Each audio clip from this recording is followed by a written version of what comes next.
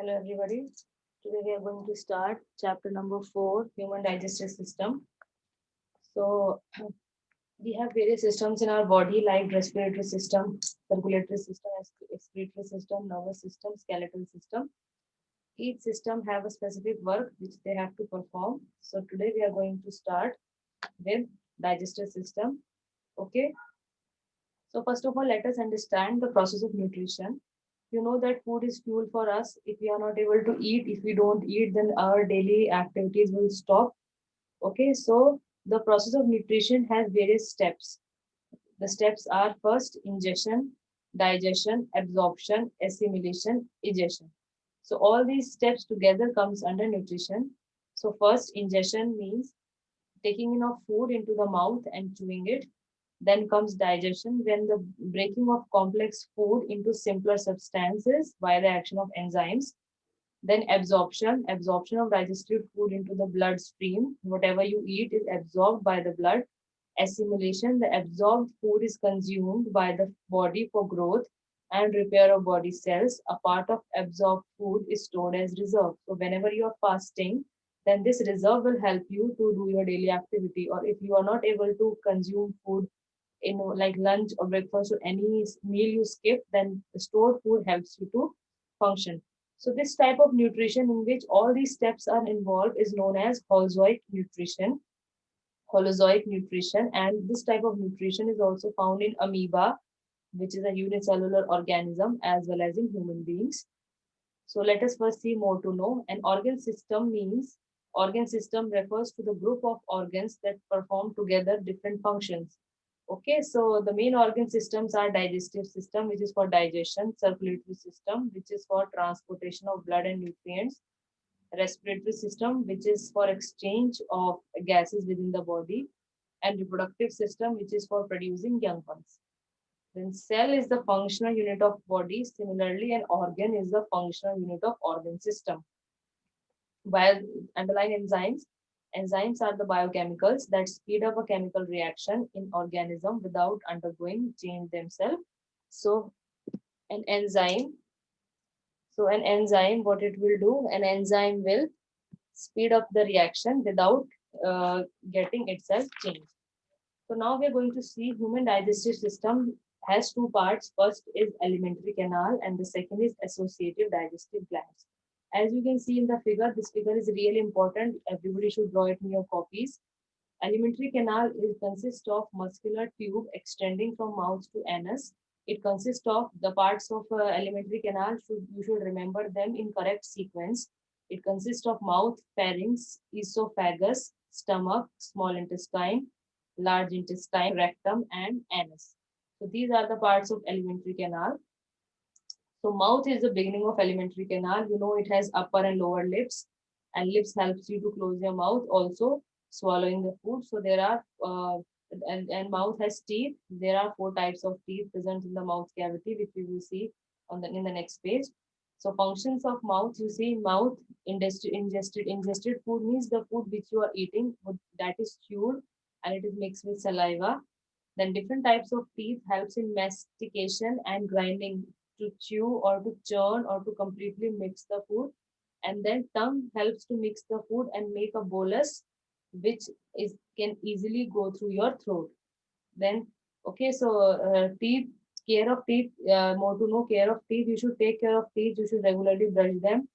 Okay, you should finish your meal with raw vegetables such as carrot and then wash your mouth with water and do not eat sweet or drink sugary drinks between meals like cold drink and all. While you are eating, you should not use them. You can see here think zone, the answers are already written. So if you can write them in your books, think zone answers which are written on your screen. Then types of teeth, there are four types of teeth: incisors, canines, premolars, molars. So incisors, canine, premolars, molars, all these four diagrams you should draw in your copies. So incisors are the front teeth with sharp, flattened edges. They are used to cut and bite the food. They are used to cut or bite. Then canines, they are very sharp teeth. They have pointed edges. They are used for tearing and shredding the food, especially meat. Mainly the animals which eat meat, they have canines. Premolars are the teeth with two cusps or crown. They are used for crushing and grinding the food. And molars are the large back teeth with four cusps. They serve to chew the food. So all the four teeth have different function to perform with the food. Fact zone. Enamel of the tooth is the hardest substance known present in the human body. Underline this. It is the toughest and the strongest bone. Enamel is the of the tooth is the hardest substance known present in the human body. It is tough and strong. Then bone also even it is even stronger than bone. And the nerve present in the pulp of cavity transmit the sensation of pain to the brain. So whenever if a tooth is taken out, it pains because it has nerves. The blood vessels supply the nutrients to the teeth. Then we have wisdom teeth. The last molar in each jaw is known as wisdom tooth. It generally emerges when individual is at the age of 70 to 25 years of age. Somehow between this age, the wisdom teeth emerges. This is the age of wisdom. Therefore, tooth is named as wisdom tooth. In reality, it has no use. Okay. So now next part of alimentary canal is pharynx. Pharynx is a common passage. It is both food and air will pass through the pharynx from the mouth and nose to the throat. It is white muscular tube which has three parts. The upper part used as passage of air only. The middle part, both air and food, and the lower part is for the passage of only food. Okay. Then function of pharynx is it passes the bolus. I had told you that tongue and teeth chew the food, and tongue make the bolus which easily passes through the pharynx. So the function is to it passes the bolus into esophagus. So pharynx connects mouth and esophagus. So access yourself answers are written on your screen. You can do them in your books. So esophagus, the pharynx leads to esophagus. You have mouth, you have pharynx, and now you have esophagus. It is about 25 centimeter long tube, extend from pharynx to stomach. The wall of esophagus is lined with circular muscles which contract and expand rhythmically. And this rhythmic movement is known as peristalsis. So this is important definition that rhythmic movements of muscles. What is the function of peristalsis? As you can see in the figure, the food is easily transported from food pipe by the peristalsis. Due to the peristalsis movement, the food moves forward in the digestive tract. The lining of esophagus secretes mucus that lubricates the bolus so that bolus slips down easily into the stomach. So by peristalsis, the food will go through the esophagus and finally it reaches stomach. So after stomach, after esophagus, now the next organ or part of alimentary canal is stomach. It is J-shaped muscular bag-like structure situated on the left side of abdomen. When empty, it is of same size as sausage, but it can stretch to the size of melon. So a stomach can stretch its size. The upper end of the stomach is attached to esophagus. You see, we have mouth, pharynx, esophagus, and now we have stomach. So the upper end of the stomach is attached to esophagus, and the lower end is attached to small intestine. So function of stomach, the stomach churns means mixes the food with digestive juices. After then it passes the food on to the small intestine for further digestion. It also provides acid and digestive juices to the churned food. Then we have next organ. So stomach is connected to esophagus from upper end and the lower end of the stomach is connected to small intestine. Small intestine is coiled tube about 6 meter long and about 2.5 meter wide. It lies in a coiled form in abdomen. It consists of mainly three parts, the anterior part. So these are the basic three parts of small intestine, which you should not forget: duodenum, jejunum, and ileum. The three parts of small intestine are duodenum, jejunum, and ileum. Now, one important part of small intestine is villi. As you can see in the figure, the main important part of small intestine is villi. The inner wall of small intestine has millions of finger-like projections called villi. These are supplied with blood vessels and capillaries, as you can see in the figure. These figures you have to draw, they're important. The main function of small intestine is absorption of nutrients from the digestive food. The villi of small intestine, underline this, the villi of small intestine will increase the surface area for maximum absorption of digestive food. So with the help of villi, the small intestine will absorb maximum digestive food. Okay, then fact zone. In pharynx and esophagus, no digestion takes place. The food is simply swallowed by pharynx and then passed to esophagus. In the esophagus, peristalsis movement of the muscle pushes bolus into the stomach. So basic digestion starts from stomach itself. Okay, now large intestine, rectum, and anus. Now we are going to study the next after large intestine. There is small intestine, there is large intestine. The large intestine is 1.5 meter long. It extends from ileum to the anus. It has four parts: cecum or blind pouch, into which ileum of small intestine opens. Then next is colon, and then is rectum. And at the end of rectum, there is a small opening which is called anus. So anus has two sphincter muscles. The pressure of the faces of sphincter causes the urge to defecate. Okay, so these are the blind pouch or cecum, rectum, and colon and anus are the parts of large intestine. These all are the parts of large intestine. Now next, all the parts of alimentary canal are given in a sequence. So we can see first enrichment. The path of the food in alimentary canal is mouth, where digestion of carbohydrates start. Tongue mixes food with saliva, and teeth masticate the food. Then after that is pharynx, which connect mouth with esophagus. No digestion takes place here, as you can see. Then esophagus, what it does, it passes the food to stomach. No digestion takes place here also. So pharynx and esophagus, there is no place for digestion. Then stomach, in stomach, gastric juices makes the medium of food acidic. Digestion of protein starts in stomach. Small intestine, digestion of protein starts. Digestion of carbohydrate, fats, and proteins are completed here, and in large intestine, absorption of water takes place, and undigested food is thrown away through anus. So these all are the parts of alimentary canal. Digestive system had two parts. Digestive system has two parts. First is alimentary canal, and the second part is associative digestive glands. So we have done digestive system first part, alimentary canal. Now we are going to start associative digestive glands. So human digestive system consists of following digestive glands. First is salivary glands, then liver, pancreas. These three are the glands. All the three types of digestive glands are present outside alimentary canal, while numerous gastric glands are present inside the wall of alimentary canal.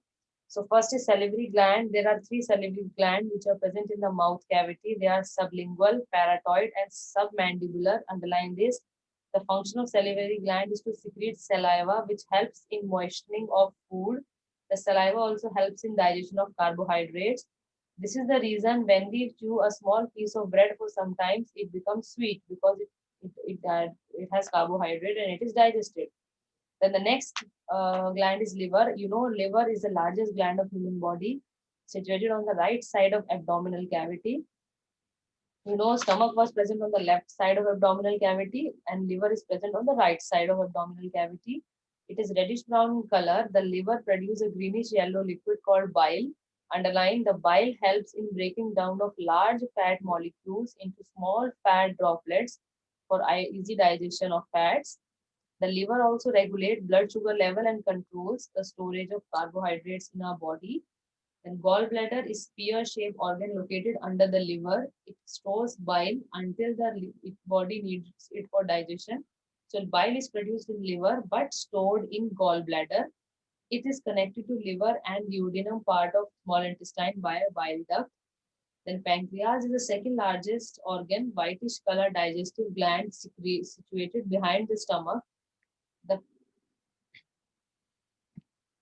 The pancreas secretes juices like pancreatic juice, which contains a number of enzymes such as amylase, which is starch digesting, trypsin, which is protein digesting, and lipase, which is fat digesting. So you should remember that which type of enzyme digests what. Amylase digests starch, trypsin digests protein, and lipase digests fat. Okay, gastric glands, there are numerous in number situated inside on the wall of stomach. These glands secrete gastric juices which contain hydrochloric acid and two enzymes, pepsin and renin. Both enzymes helps in digestion of protein. So pepsin and renin helps in the digestion of protein. Next is process of digestion. Now we have studied the glands, digestive system we have studied, alimentary canal and associative digestive glands. Now we will see how the process of digestion starts or it occurs. First, digestion, the physical, chemical, and physiological processes of converting food into simple soluble chemical compounds that can be absorbed by the living cells of the body is called digestion. So digestion is all the process of converting the food into a form in which body can accept it and use it for its daily work. As a result of digestion of food, the body is supplied with nutrients that are used in growth and repair of organisms. So you see, that energy is required for growth and repair.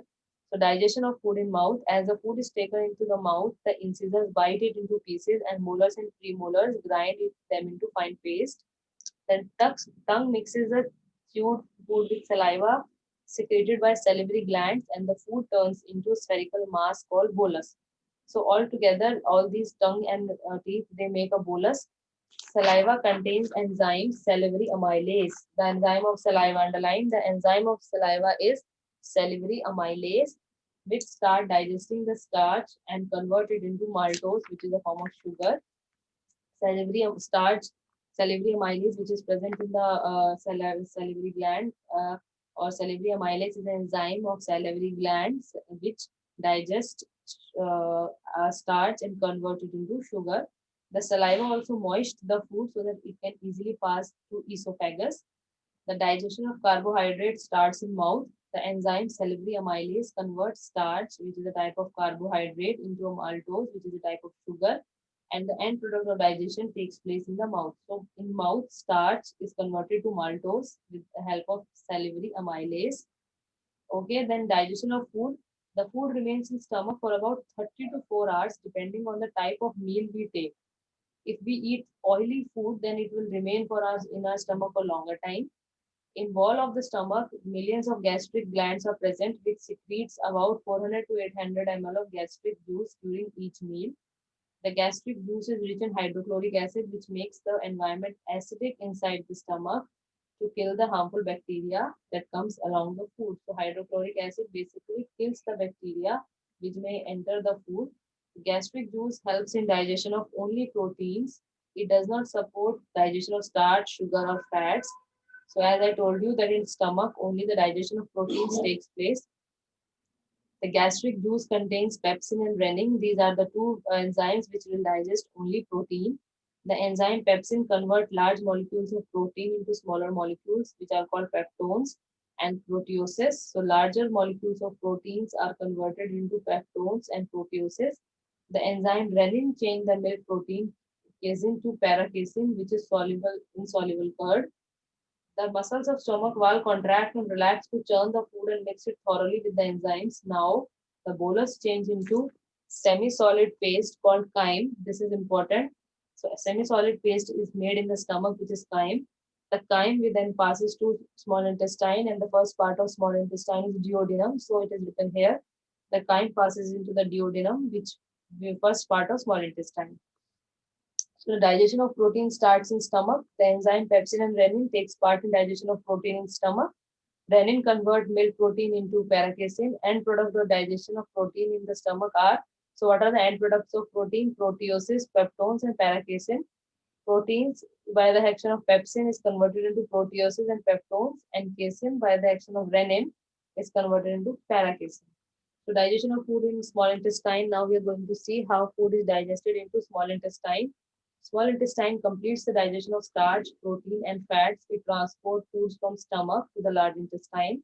The digestion of chyme takes place in duodenum. The duodenum receives the secretion called bile from the liver. It is yellowish green fluid which breaks down the fat into tiny droplets. The duodenum also receives a secretion called pancreatic juice from pancreas. It contains some digestive enzymes, namely amylase, trypsin, and lipase. So let us see, amylase digests starch, trypsin digests protein, and lipase digests fat. Starch by amylase into maltose and sugar, proteins by trypsin into peptones, and fats into by lipase into glycerols and fatty acids. From the duodenum, now the food will enter the next part of small intestine, which is jejunum. No digestion takes place here, and the food then moves to ileum, which is the third part of small intestine. So duodenum, in duodenum, chyme digest. In jejunum, no digestion takes place, and in ileum, which is the third part of small intestine, the digestion takes place. The inner lining of ileum contains intestinal glands which secrete the enzymes like repsin, maltase, saccharase, and lactase. So finally, in the third part of small intestine, there are secretion of different enzymes. Erepsin, which convert proteoses and peptides into amino acids. Proteoses and peptides, कहाँ से आए हैं? They came from stomach. In stomach, the protein get digested into smaller forms like proteoses and peptides, and finally converted into amino acids in small intestine. Then maltase convert maltose and other sugars into glucose. Sucrase converts sucrose into glucose and fructose, and lactase converts lactose into glucose and galactose. So proteoses and peptides by eripsin to amino acids, maltose by maltase into glucose, sucrose by sucrase into glucose and fructose, and lactose by lactase into glucose and galactose. So whatever is written above the arrow are the enzymes, and on the left and right hand side are the reactants and the products finally which we get. So absorption of foods, okay, you see every morsel of food what we eat will broken down into the smaller part and provide us nutrients. Protein ultimately change to amino acids, starch ultimately change to sugar, fats, and ultimately change to fatty acid and glycerol. And water in our body is absorbed in the bloodstream to provide body with essential nutrients. So whatever we eat, it has final destination. Sure, everything has a final destination, like protein ultimately change to amino acids, sugars, starch changes to sugars, and fat changes to fatty acid and glycerol. So what are fats? Fats are the energy bank for the living organism. Oily foods comes under fat. They are stored in almost all part of the body except in brain. Fatty acid and glycerols are simplest form of fat. The fat act as insulation to the body. So under your skin there is a fat which helps in insulation. In small intestine, the soluble food is absorbed by the villi. I had told you that villi is present in the small intestine, whose function is to increase the surface area for absorption. So now the role comes of villi. It will absorb the digested food and transport it to blood. The blood distributed to the all parts of the body. Some food remains undigested in small intestine and enters large intestine, where absorption of water takes place from that food, and undigested food is thrown out from the body through anus. So ultimately, assimilation of food takes place in small intestine by the help of villi. It will absorb all the nutrients and will give to bloodstream, and whatever is undigested will go to large intestine, and from there large intestine will first absorb water. So if sometimes there is a problem in large intestine, then we have loose motion because it is not able to absorb water. And then after absorbing water, the food will be expelled out of the body as a waste through anus. So as now next topic is assimilation of digested food. The utilization of digested and absorbed nutrients when required by the body's assimilation. First, in liver, glucose is stored in the form of insoluble glycogen. Okay, so when the body require it, liver will convert soluble glucose. Okay, excess of glucose is converted into fat, which is stored in the special types of cell present under the skin. So whenever we are in requirement of energy and we are not getting it by the help of our food requirement, then liver will break down and glucose into glycogen into glucose and will provide us with energy to our daily work. Then amino acid, which are ultimately the part of protein. Protein ultimately changed to amino acids are used for production of proteins. These proteins are used for growth. The function of protein, you know, is for growth and repair of body cells. Excess of amino acids are broken down into urea. Inside kidney, this urea is filtered out from the blood and then passed out in the form of urine. So excess of amino acids or excess of protein if you take, then they simply go out from your body in the form of urine. Fact don't just see emulsification, the process of breaking down when the large fat molecules which you eat are broken down into tiny droplets, it is called emulsification. Now, next topic, just opposite to digestion is indigestion. Indigestion is just another name for upset stomach. When your food is not able to digest properly, it happens when people eat too much, too fast, means they do not chew their food properly, or foods that are too oily and loaded with fat. So the symptoms of an indigestion is burning in stomach or esophagus, like acidity type, abdominal pain, bloating, belching and gas, nausea and vomiting, acidic taste in mouth. If indigestion continues for a long time, then doctor must be consulted. Smoking and drinking can also be the cause of indigestion. Now let us see what are the unhealthy eating habits. Unhealthy eating habits leads to many problems. Okay, nowadays we are seeing that the lifestyle has changed. The first unhealthy habit is skipping meals. You eat less, but you eat all the meals. It should not be like this, at breakfast you are having heavy and lunch you are skipping. It is very bad habit. It makes you eat excessive later. Body needs healthy diet at a regular interval. A healthy breakfast according to your age and lifestyle is a healthy way to start your day. Then eating out and junk food, stuffing yourself full of chips, soda, and candy will make big chunk of your calorie intake unhealthy. Eating healthy snacks such as nuts, fruits, salads, and seeds will add nutrients, fiber, and a good source of energy to your diet. Food in restaurant and fast food joints are low on nutrients and high on calories. This kind of diet taken very frequently leads to obesity. Obesity is the cause of heart disease and diabetes. So if you eat lot of outside junk food, then you can ultimately see what is going to happen. Next is not reading on nutrition label. On all the product, nutrition label is written, means it has how much carbohydrate, it has how much fat, all the products it is written. So nutrition labels are filled with accurate and valuable information that you can use before buying a food product. The nutrition label can give you information on calories, fat, salt level, ingredients, nutrient content. Reading label correctly is important. One must not go by what the advertisements say. Always whatever is being advertised in the TV is not good. Other important things that you should keep in mind for being healthy is drink a lot of water, eat healthy foods with a lot of fruits and vegetables, exercise every day, sleep well, and avoid stress. So these all are the points which you should remember for a healthy lifestyle.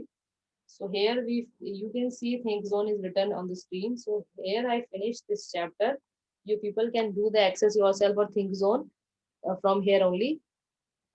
Okay, so uh, I think we have done the chapter, so I am ending it. Thank you so much. Please watch the video repeatedly and carefully.